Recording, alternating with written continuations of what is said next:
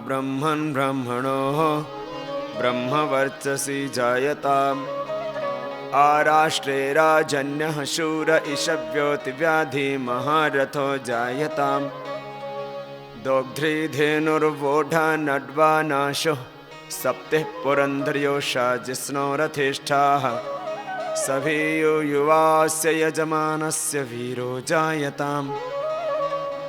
निकामे निकामे नः परजन्यो वर्षतु फलवत्यो न औषधयः पच्यन्ताम्। योगक्षेमो नः कल्पताम्। ॐ शान्ति शान्ति शान्ति।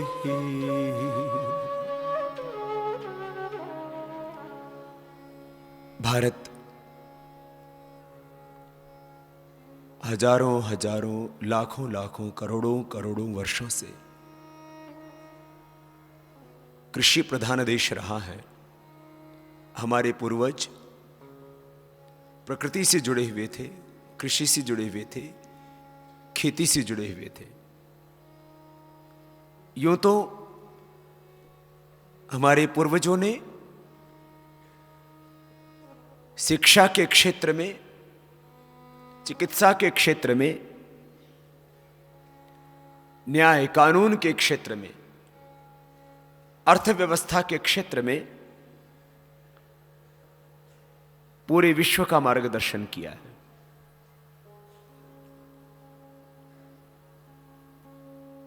जब पूरी दुनिया के लोग उठना बैठना खाना पीना भी नहीं जानते थे, उस समय हमारे यहां पर शिक्षा व्यवस्था शिखर पर थी। और यूं दुनिया का इतिहास देखें तो पूरी दुनिया का इतिहास 2 से 3 हजार वर्षों के भीतर समिट जाता है। आप ब्रिटेन का इतिहास देखेंगे तो 2000 वर्षों के अंदर समा जाता है। मिडिल ईस्ट का इतिहास देखेंगे वो भी 2000 से पीछे नहीं जा पाता है। अमेरिका का इतिहास देखेंगे तो 500 वर्ष से पीछे ही नहीं जा पाते।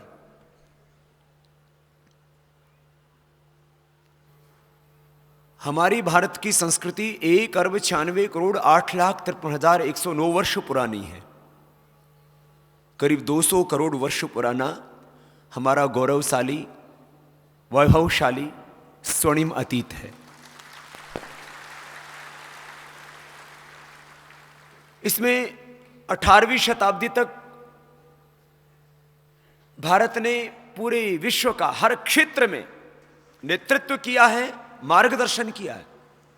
चाहे वो बात शिक्षा की हो और सृष्टि के आदिकाल से अग्नि वायु आदित्य अंगिरा आदि ऋषियों से शुरू हुई हमारी परंपरा, गौतम कणाद जैमिनी से लेकर के महर्षि पाणिनि, पतंजलि, जैमिनी और महर्षि दयानंद, स्वामी विवेकानंद पर्यंत हमारी एक गौरवशाली ऋषि परंपरा रही है।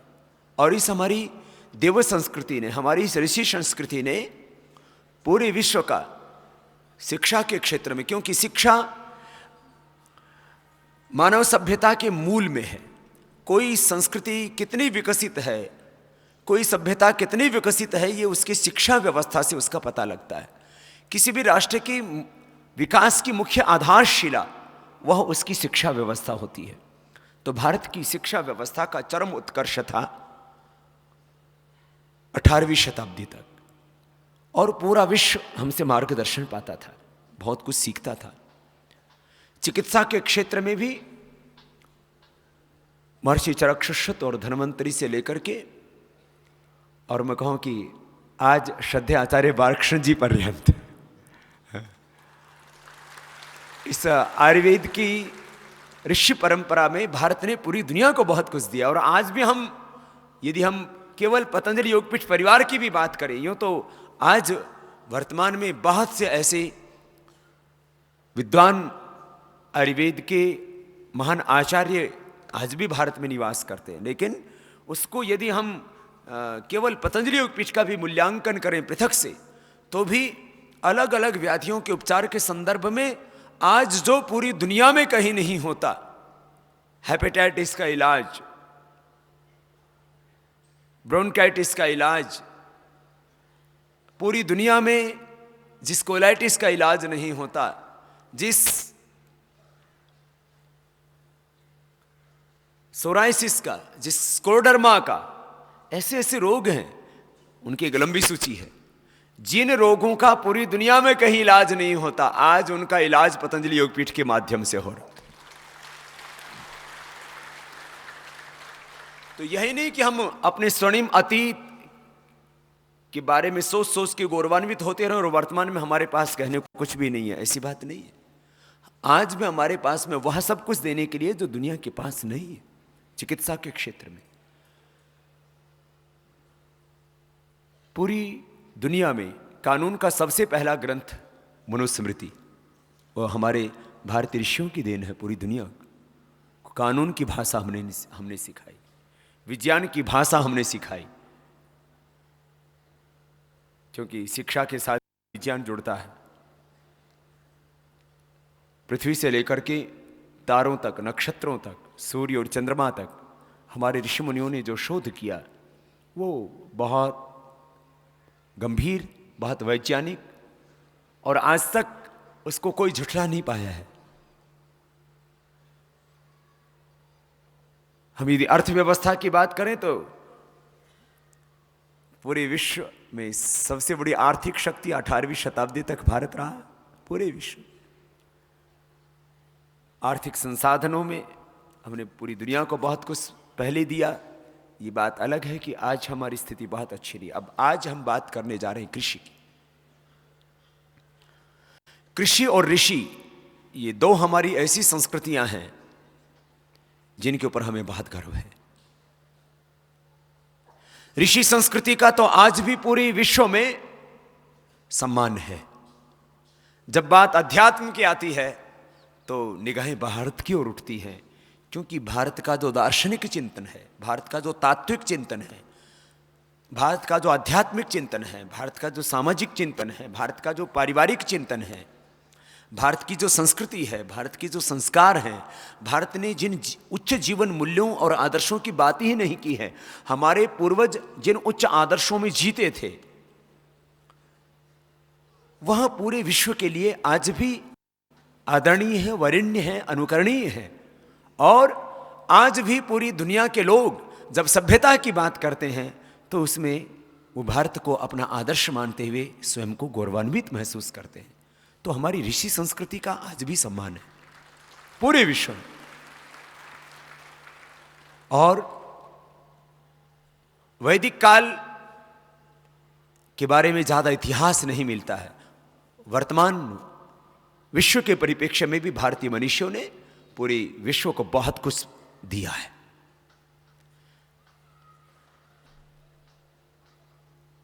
उसमें योग पूरी दुनिया को भारतीय ऋषि मुनियों का योगदान है।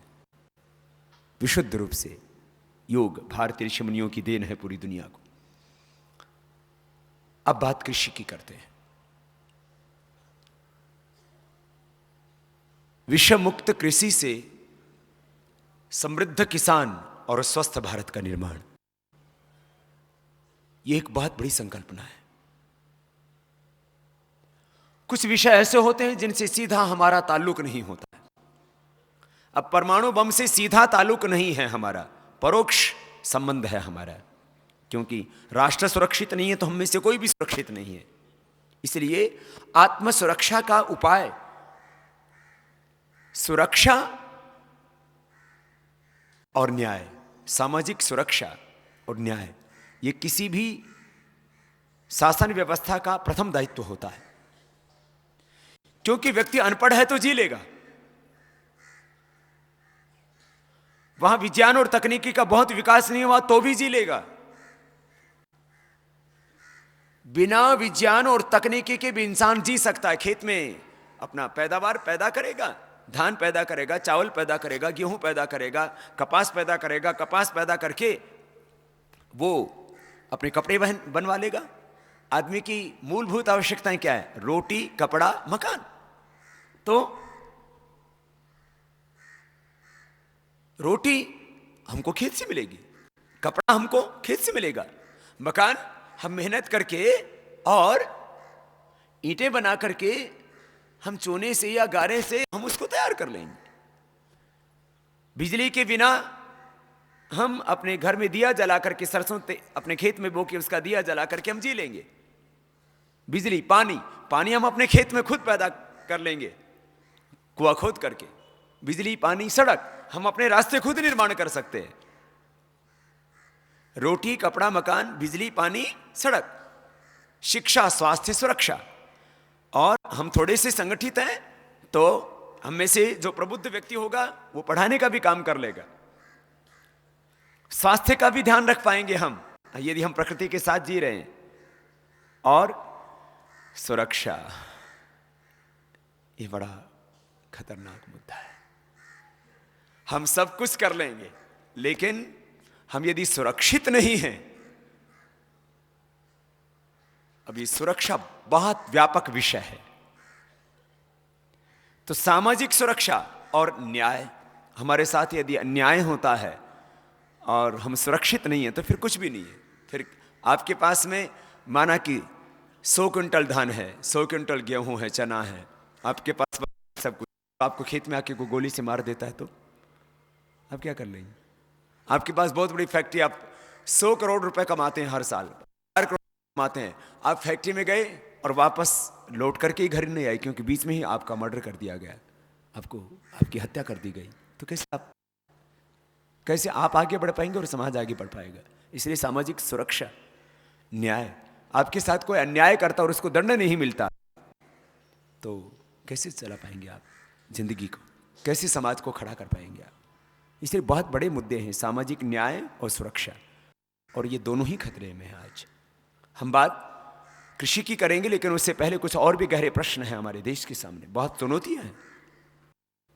आज जिस वर्तमान भारत में हम जी रहे हैं, हमारी गलत नीतियों के कारण से, हमारी भ्रष्ट व्यवस्थाओं के कारण से और भ्रष्टाचार के कारण देश में सामाजिक असुरक्षा, आंतरिक असुरक्षा और सामाजिक अन्याय पैदा हो रहा है।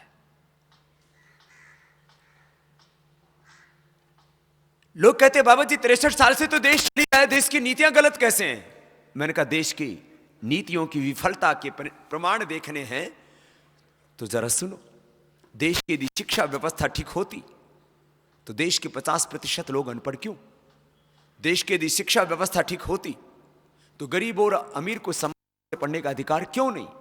देश की शिक्षा व्यवस्था ठीक होती तो शिक्षा के साथ में संस्कारों का समावेश क्यों नहीं? देश की शिक्षा व्यवस्था ठीक होती तो शिक्षा के साथ में बच्चों को स्वस्थ रहने का मंत्र योग का वो बचपन से ही दिया जाना चाहिए था। हमारे यहां पर गुरुकुल में प्रवेश होते ही स्वयं की दीक्षा दी जाती थी, लेकिन हमने अपनी शिक्षा व्यवस्था का भारतीयकरण किया ही नहीं, स्वदेशीकरण किया ही नहीं।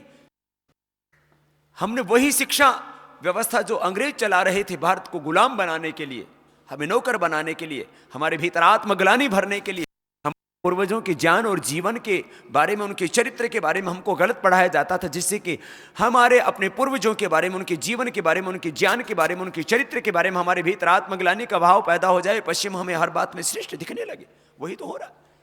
हमारी शिक्षा व्यवस्था ठीक नहीं है, गलत शिक्षा नीति।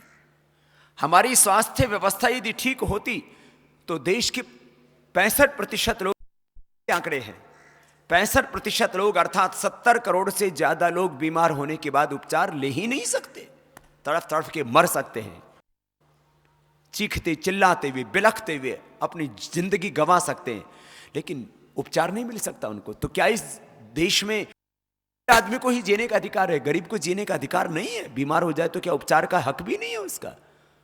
65% लोगों को बीमार होने के बाद उपचार, 35% लोगों को बीमार होने के बाद उपचार मिल भी पाता है थोड़ा बहुत, उसमें करीब देश के 7 लाख करोड़ रुपए खर्च होते हैं, और 1-2 बीमारियों और टीबी आदि बीमारियों को छोड़कर के कोई बीमारी का हम इलाज नहीं कर पाए। हमारी चिकित्सा व्यवस्था ठीक होती तो हम देश के लोगों को आरोग्य दे सकते थे, लेकिन नहीं किया हमने, ऐसा नहीं हुआ। ऐसा हमने एक भी दवा का पेटेंट हम कहां ले पाए? इन जैसे अंग्रेजी दवा हो या एलोपैथ या आयुर्वेद की दवा,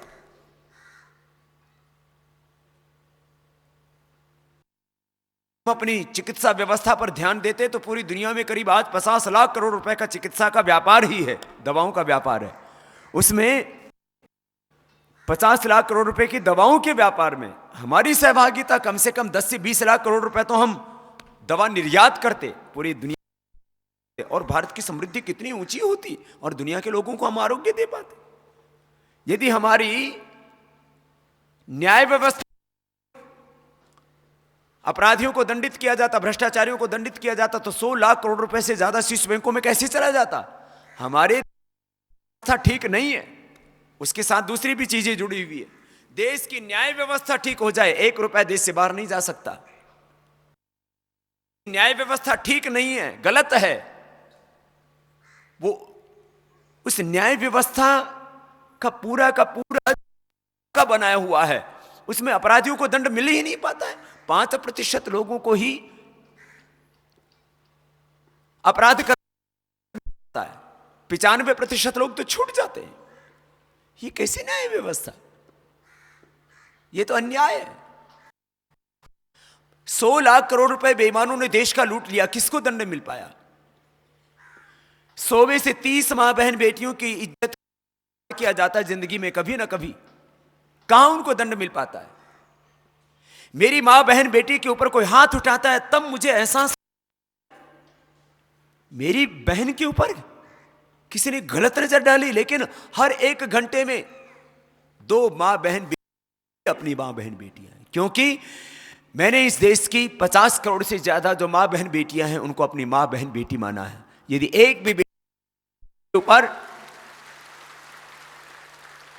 यदि कहर बरपता है, उसको कोई दृष्टि से कोई देखता है, उसकी इज्जत को तारता है, मेरे लिए शर्म और अपमान की बात है। हर 1 घंटे में 2 मां बहन बेटियों के साथ में बलात्कार होता है तो सरकार के आंकड़े हैं।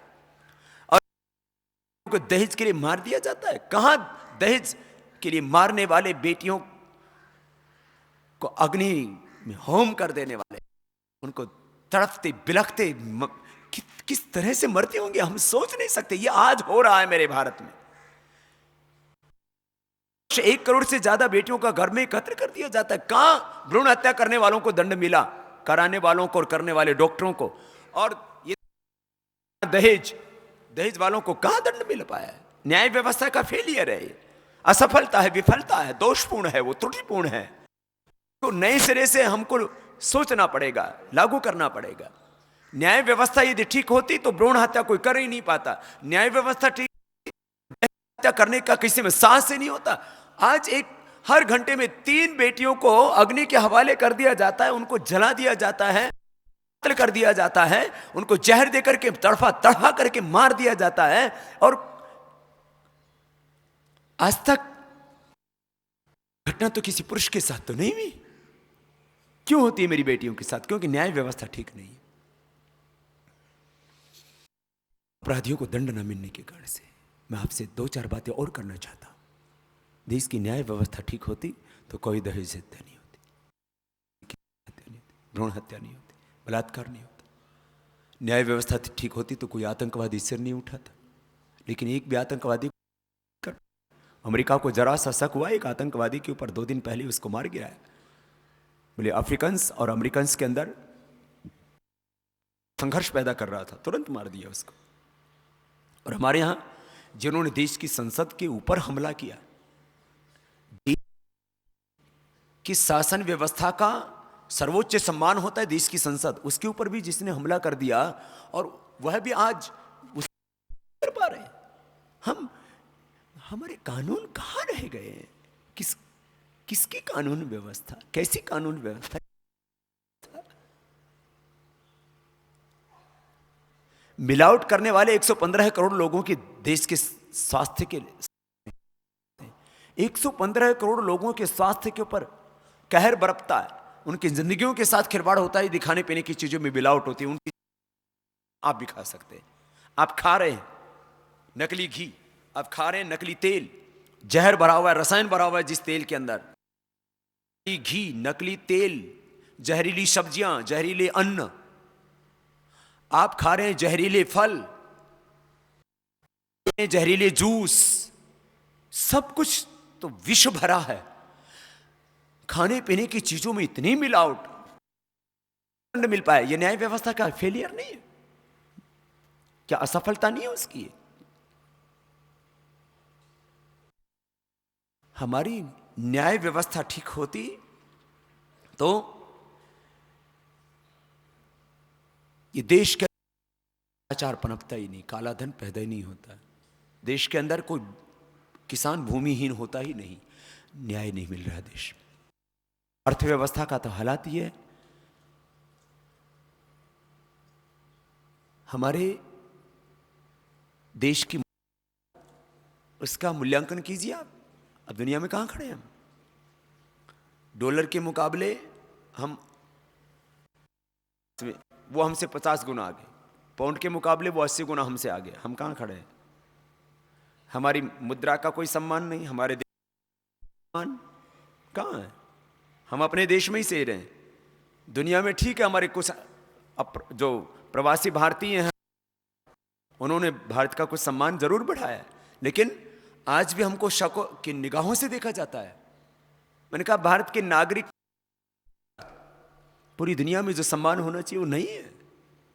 कभी पूरी दुनिया के लोग हमको देवता मान करके पूछते थे और आज हमसे नफरत करते हैं, हमारा अपमान करते हैं। हाँ, क्यों? ये हमारी गलत नीतियों के कारण से हुआ।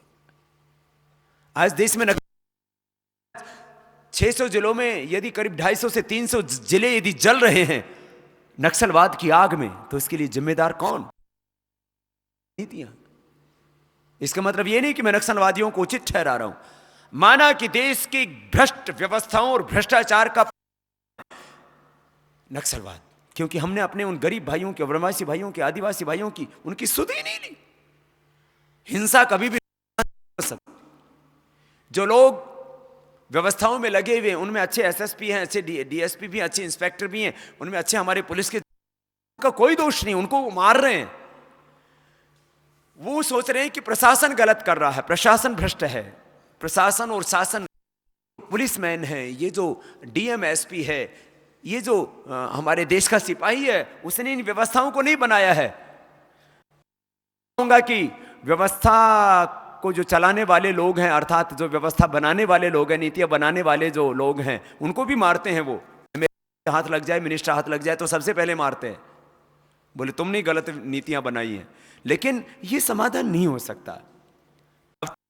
अहिंसक तरीके से अध्यात्मवाद और राष्ट्रवाद के बल पर इन भ्रष्ट व्यवस्थाओं का अंत करना होगा, तो ही ये देश का भ्रष्ट, ये बेरोजगारी, गरीबी, भूख, अभाव, अशिक्षा ही मिट सकते हैं। नहीं तो आप कि देश आजाद हो गया, 63 साल आजादी के हर्ष के हम मनाते हैं। अरे मेरे भाई, 300 जिले आप हमारे देश के जल रहे हो। हमला करने वाले कोई परदेशी नहीं है, पाकिस्तानी नहीं है, उनमें वो अपने ही वतन के लोग हैं, लेकिन उनको उनका हक नहीं मिला। उनका हक पाने का तरीका गलत हो सकता है, लेकिन एक बात तो हमें माननी पड़ेगी पूरी ईमानदारी के साथ, नीतियों, भ्रष्ट व्यवस्थाओं के कारण से आज देश के अंदर 84 करोड़ लोग बेबसी के साथ जीते, ज्यादा लोग रात को भूखे सोते हैं। ये सारी की सारी कुव्यवस्था क्यों हुई? आज हमारे गांव जो है वो आज भी ऐसा लगता है कि किस दुनिया में, उन जाके देखो उनमें रहने वाले जो लोग हैं, क्या हालात है उनके, हालात। क्यों? हमारी गलत नीतियां, गलत व्यवस्था। आप कहेंगे कि ये तो सब बातें, यदि लोग ठीक हो जाएं तो सब कुछ ठीक हो जाएगा। एक आध्यात्मिक व्यक्ति, एक सात्विक व्यक्ति, एक ईमानदार व्यक्ति कहते हैं देश के लोग ठीक हो जाएगा। मैं इस बात को नहीं मानता। मैं मानता हूं कि देश के लोगों को ठीक होना चाहिए। मैं खुद ठीक रास्ते पर चलता हूं। मैं सच्चित्रता, ईमान, पुरुषार्थ, कर्म, इसमें ही विश्वास रखता हूं। लेकिन मैं आपसे एक बात पूछता हूं, यदि देश का सिस्टम ठीक हो, देश की व्यवस्थाएं ठीक हो, तो कोई हिंसा करने वालों को तुरंत दंड मिलेगा? देश की व्यवस्था ठीक न होने के कारण से हिंसा पैदा होती है। देश की व्यवस्था ठीक न होने के कारण से भ्रष्टाचार पैदा होता है, बलात्कार होता है, शोषण होता है। तो किसी भी की उन्नति, अवन्नति, शांति, अशांति के लिए वहां की नीतियां मुख्य रूप से जिम्मेदार है। उसको हमें बदलना होगा। आज विषम मुक्त कृषि, समृद्ध किसान और स्वस्थ भारत, इसकी हम बात। आज हम बीमार हो गए, क्यों हो गए? कभी सोचा आपने? मैंने माना कि बीमारियों के मुख्य 10-11 कारण हैं। उन 10-11 कारणों में जिसमें जीन्स कारण है, माता पिता का गर्भ से लेकर के गोद तक व्यवहार, पूरा इन्वायरमेंट और भौतिक और भावनात्मक वातावरण, फिर उसके साथ साथ हमारे रोगों के कारण हैं। रोगों के कारणों की एक लंबी श्रृंखला है। संक्रमण रोग के कारण है, विचार रोग का कारण है, व्यवहार रोग का कारण है, कम व्यायाम, कम नींद आना ये रोग का कारण है, असंयम है, डिफरेंट रेडिएशंस जो मिल रहे हैं वो रोग का कारण है। मैंने भौतिक वातावरण की बात की तो ग्लोबल वार्मिंग रोग का कारण है। सब कारण, इनमें मुख्य कारण क्या है? आहार। देखो, यदि हमें प्राणवायु शुद्ध मिल जाए और आहार शुद्ध मिल जाए तो बाकी चीजों को तो हम नियंत्रित कर लेंगे। बस 2 चीजें हमको ठीक करनी चाहिए, और बाकी विकृतियों को हम प्राणायाम से ठीक कर लेंगे, लेकिन शुद्ध हवा तो मिले। और आहार गलत मिलेगा तो आहार से हमारे शरीर को कैल्शियम मिलता है, उसी से आयरन मिलता है, उसी से प्रोटीन मिलता है, उसी से न्यूट्रिएंट्स, तमाम तरह के विटामिन, सब कुछ आहार से मिलता है। आहार से ही ये शरीर बना है, और बनने के बाद ऑक्सीजन से जीवित रहता है। आज ये गड़बड़ हो गए, वायु तो गंदी हो ही रही है, इसको तो वृक्षारोपण करना ही पड़ेगा।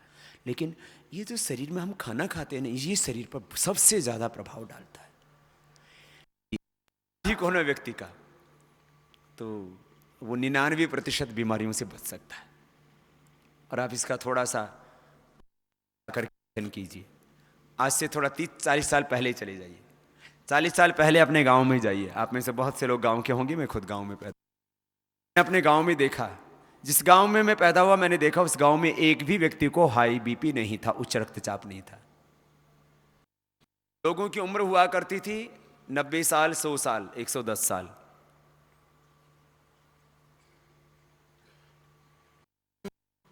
गड़बड़ क्या हो गई? ब्लड प्रेशर नहीं होता था, शुगर। जिस गांव में मैं पता लगा कि उस समय गांव में एक व्यक्ति को शुगर थी, मुझे याद है। कहते थे भाई इसको शुगर हो गई।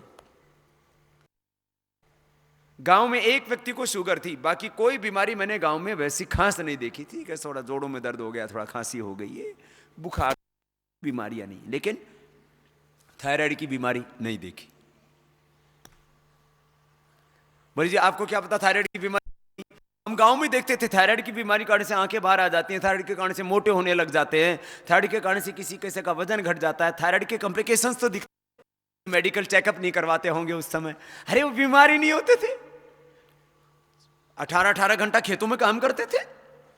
किसी को थायराइड की प्रॉब्लम नहीं थी, किसी भी व्यक्ति को हाई बीपी नहीं था, किसी भी व्यक्ति को हार्ट की प्रॉब्लम नहीं थी, किसी भूल से किसी व्यक्ति को ढूंढने से किसी को पता लगता था शुगर थी।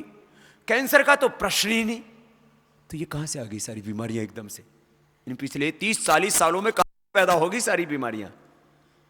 हमारे खेतों में हमने जहर भर दिया। जो धरती की कोख में डालोगे वो पेट में,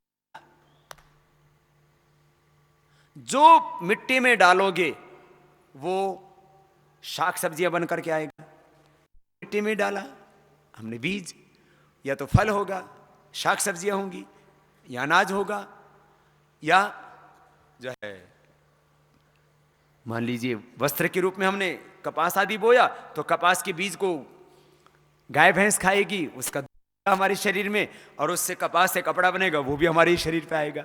जो भी हम खेत में डालते, खेत में घास बोते हैं तो बोलो घास थोड़ी खाते बाबा जी, हम घास भी हमारे शरीर में आता है। घास गाय भैंस खाती है, वो दूध देती है, वो हमारे शरीर में आता है। जो खेत में पैदा होता है, कुछ फर्नीचर जो जो है के रूप में प्रयोग होता है जिन लकड़ियों का, उनको छोड़ दीजिए। जिनके हम कपाट आदि बनाते हैं, कुर्सी आदि बनाते हैं, तख्त आदि बनाते हैं, वो छोड़ दीजिए। वो भी आना है हमारे पास। जो खेत में पैदा होगा वो हमारे पास आएगा। हमारे खेत सुरक्षित नहीं है तो पेट सुरक्षित नहीं है तो फिर हम बीमार हो जाते हैं। ये बहुत बड़ा कारण है। इसका गंभीरता से सोचो कि इतनी बीमारियां क्यों पैदा हो रही। तो हमारे देश में फर्टिलाइजर्स, पेस्टिसाइड्स माने रासायनिक ये जहरीले खाद, विषैले खाद जो मौत की पर्याय है, और जहरीले कीटनाशक, वो सब खेत के माध्यम से हमारे पेट तक आते हैं। एक एक आदमी का कैलकुलेट करो तो एक एक दिन कितना जाता है, फिर साल भर में कितना जाता है, वो किलो के हिसाब से जाएगा। मैं भाई राजीव जी को मंच पर आमंत्रित करता हूं कि आपके बीच में विषम मुक्त कृषि, समृद्ध किसान, स्वस्थ भारत का कैसे होगा निर्माण, एक बहुत बड़ी संकल्पना है और इस संकल्पना को हमें आगे बढ़ाना है। हमारी कृषि व्यवस्था कितनी उन्नत थी और किस तरह से हमने अपनी कृषि व्यवस्था को ध्वस्त कर दिया, जहरीला बना दिया, और उसका परिणाम हम खुद ही भोग रहे हैं। इस विषय में आज आपसे बात करेंगे और किस तरह से हम अपने खेतों को सुरक्षित रखें, अपने पेट को सुरक्षित रखें, हम खुद को सुरक्षित रखें। एक बहुत बड़ी संकल्पना है। इसके लिए हमने एक विस्तृत कार्य योजना भी बनाई है। प्रथम चरण में हम किसानों को प्रोत्साहित करेंगे विषम मुक्त खेती के लिए, और उनके वो उत्पाद जो अपने खेत में पैदा करते हैं, वो शाक सब्जियां, वो उनके अनाज हम खुद खरीदेंगे। और कुछ तो ऐसे अनाज जिनका की कीमत नहीं मिल पाती थी बाजार में, चाहे वो चौलाई हो, चाहे जवार हो, चाहे बाजरा हो, चाहे मकई हो, इनकी कीमत नहीं मिल पाती भारत के किसान को। कई समस्याएं किसान के खेत को पानी नहीं। देश भर में कितनी सिंचित जमीन होगी राजीव भाई? 40%। वह भी पूर्ण रूप से सिंचित नहीं है, वह भी आंशिक रूप से सिंचित है। सिंचाई का पानी हर खेत को मिलता ही नहीं है। बिजली, पानी निकालने के लिए बिजली की आवश्यकता होती है, वो भी नहीं मिलती है। बीज अच्छे नहीं मिलते हैं, फिर खाद अच्छा नहीं मिलता है, फिर जो है कीटनाशक अच्छे नहीं मिलते हैं। कैसे किसान जी पाएगा? किसान के साथ जुड़ी हुई है, फिर किसान के साथ जुड़ा हमारा पशुधन, वो पूरी की पूरी संकल्पना ही ऐसी हो गई। और आज हमने इसके ऊपर रोक नहीं लगाई ना, तो कल को मंजर बहुत खतरनाक होगा। तो ये एक बहुत बड़ी संकल्पना है, और किस तरह से हमें इसको अलग अलग चरणों में पूरा करना होगा, इसके लिए कुछ तो सरकार की नीतियां जिम्मेदार है। क्योंकि कुछ कार्य ऐसे होते हैं जिसके लिए नीतिगत निर्णय लेने पड़ते हैं कि हमें पूरे देश के लोगों को क्या उपलब्ध कराना है, खाद के रूप में, कीटनाशकों के रूप में, बीज के रूप में। ये नीतिगत निर्णय। देश के किसानों को जल कैसे पूरा सुलभ हो पाएगा, कुछ इसमें जो है हमारे ऊपर निर्भर करता है, लेकिन बहुत कुछ हमारी नीतिगत निर्णय भी इसको प्रभावित करते हैं। तो सारी चीज़ों के पीछे मैंने कहा, किसी भी देश की व्यवस्थाओं के लिए मुख्य रूप से जिम्मेदार वहाँ की नीतियाँ हैं, वहाँ की व्यवस्थाएं हैं। तो आज हम कृषि व्यवस्था के बारे में और कृषि से जुड़ी हुई तमाम समस्याएं, चाहे मूल्य के निर्धारण की बात हो, चाहे उपज पैदा होने के बाद में उसके संरक्षण की बात हो, आज करीब 50,000 करोड़ रुपए से ज़्यादा तो किसान जो खेत में पैदा करता है, वो उसके टमाटर, वो उसकी साग सब्जियां, वो सड़ जाती हैं। कोई सुरक्षा का उपाय ही नहीं। ये व्यवस्था एक व्यक्ति नहीं कर सकता, ये सामूहिक व्यवस्था।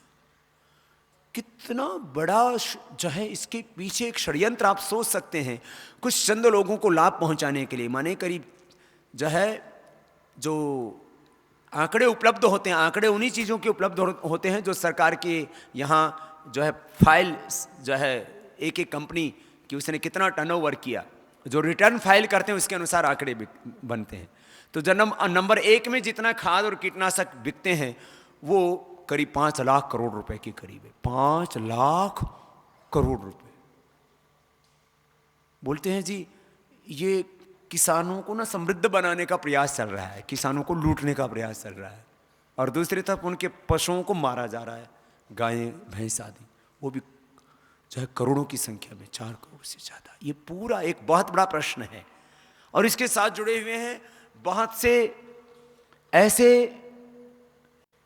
मुद्दे जिनके बारे में समझ देश में पैदा करने की जरूरत है। आखिर किस तरह से षड्यंत्र हो रहा है हमारे खेत के ऊपर, हमारे पेट के ऊपर, और अब तो जीएम फूड को अनुमति देकर के इस सारे, ये एक ऐसी मैंने कहा श्रृंखला है, अंतहीन यात्रा जो हमें मौत की ओर लेकर के जाती है, बीमारियों की ओर लेकर के जाती है। बहुत खतरनाक खेल देश में खेला जा रहा है। तो ये किस तरह का खतरनाक खेल है, वो सारा का सारा षड्यंत्र, और उसका हम पर्दाफाश करेंगे और देश के लोगों को जगाएंगे कि उठो, जागो, अपने खेतों को पवित्र बनाओ, धरती माता की कोख में जहर मत डालो और अपने शरीर में जहर मत डालो। आओ अब तो एक अभियान चलाओ कि हम अपनी इस धरती माता की कोख को पवित्र बनाएंगे, अपने को भी हम स्वस्थ और पवित्र रखेंगे, ऐसा हम भारत बनाएंगे। भाई राजीव जी।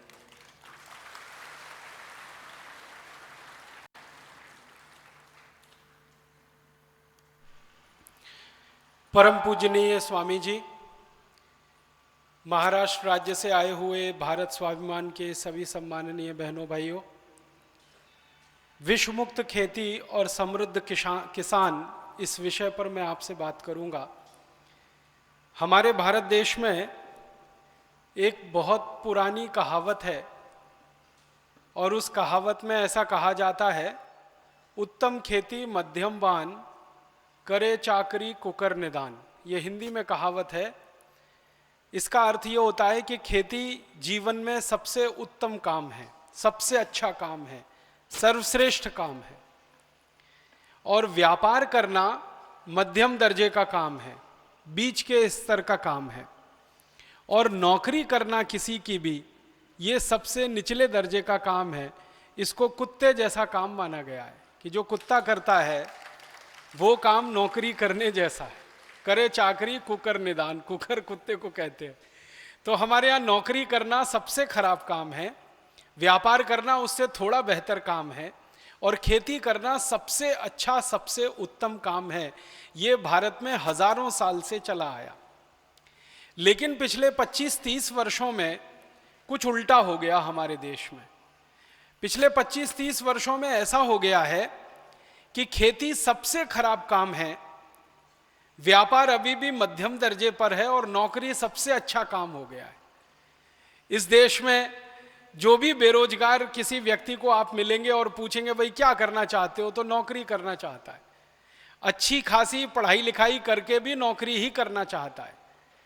बड़े बड़े हमारे देश के विद्यार्थी, बड़े बड़े से मतलब जो इंजीनियरिंग पढ़ते हैं, मैनेजमेंट की पढ़ाई करते हैं, डॉक्टरी की पढ़ाई करते हैं, 5-7 साल लगातार मेहनत करते हैं, लाखों करोड़ों रुपए खर्च करते हैं, उनसे भी पूछो तो वो भी नौकरी करना ही चाहते हैं। किसी न किसी नौकरी में उनको जगह मिल जाए, सरकार की नौकरी हो या निजी क्षेत्र की हो, प्राइवेट सेक्टर की हो, तो नौकरी इस समय सबसे अच्छा काम हो गया भारत में। व्यापार अभी भी मध्यम दर्जे पर है, और खेती सबसे खराब काम हो गया। खेती सबसे खराब काम क्यों हो गया हमारे देश में? उसका कारण ये है कि जो खेती सबसे अच्छा हुआ करता था आज से 40 साल पहले, वो अब सबसे खराब है, क्योंकि खेती में खर्चा तो बहुत बढ़ गया, आमदनी नहीं बढ़ी। जिस अनुपात में खर्चा बढ़ा उस अनुपात में आमदनी नहीं बढ़ी। हमारे किसान जो खेती करते हैं इस देश में, उनका पिछले 20-25 वर्षों में कितना खर्चा बढ़ा है, आप अंदाज़ा लगाना चाहें तो कुछ आंकड़े बताता हूँ। हमारे किसान खेती करते हैं, सबसे ज़्यादा खर्चा करते हैं वो urea, DAP, super phosphate, single super phosphate, रासायनिक खाद खरीदने में। ये जो रासायनिक खादें हैं पिछले सालों में कितनी महंगी हुई हैं।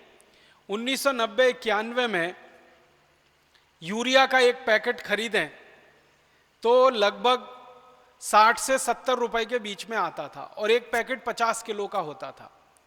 अब 2009 में वो यूरिया का पैकेट खरीदें तो लगभग 270 रुपए का आता है, वो सरकारी आंकड़ा है। और अगर बिना सरकारी आंकड़े की बात करूं, गैर सरकारी आंकड़े की बात करूं, तो यूरिया का 50 किलो का बोरा 350-400 रुपए तक भी बिकता जाता है हमारे देश में, जिसको ब्लैक में बिक्री हम कहते हैं। इसी तरह एक जमाने में 3-4 रुपए किलो तक डीएपी आता था, अब वो डीएपी 23 रुपए किलो है। एक जमाने में 2-2.5 रुपए किलो का सिंगल सुपर फॉस्फेट होता था, 40 रुपए किलो है। माने अगर आप इसको अनुपात में निकालें या गुने में निकालें तो यूरिया पिछले 10-15 वर्षों में 7 गुना महंगा हो गया, डीएपी तो लगभग 8 से 9 गुना महंगा हो गया, सिंगल सुपर फॉस्फेट 7-8 गुना महंगा हो गया। इसी तरह से किसान के काम आने वाला डीजल जो कभी 3-3.5 रुपए लीटर बिका करता था, अब 38-40 रुपए लीटर 10 गुना महंगा हो गया। माने किसान के खर्चे लगातार बढ़ रहे हैं, 5 गुने, 7 गुने, 8 गुने, 10 गुने। और किसान जो रासायनिक कीटनाशक और जंतुनाशक खरीदते और इस्तेमाल करते रहे हैं, जो जंतुनाशक, जो रासायनिक कीटनाशक 100 रुपए लीटर, 150-200 रुपए लीटर आते थे, आज उनकी कीमत 15,000 रुपए लीटर तक पहुंच गई। 20,000 रुपए लीटर तक हमारे यहाँ जंतुनाशक और कीटनाशक बिक रहे हैं। तो सैकड़ों गुना महंगा किसानों के लिए जंतुनाशक, कीटनाशक और कई गुना महंगी खाद, रासायनिक, ये सब किसानों के खर्चे तो बढ़ गए हैं, बहुत बढ़ गए हैं। लेकिन खेती से होने वाली आमदनी उस अनुपात में नहीं बढ़ रही है। किसान का गेहूं आज से करीब 15-16 साल पहले 7 से 8 रुपए किलो बिकता था, अब वो 10 रुपए किलो है। तो गेहूं के भाव में बढ़ोतरी मुश्किल से मुश्किल 15-20% हुई है। और रासायनिक खाद के भाव में बढ़ोतरी 7 से 8 गुना ज्यादा हो गई है। अगर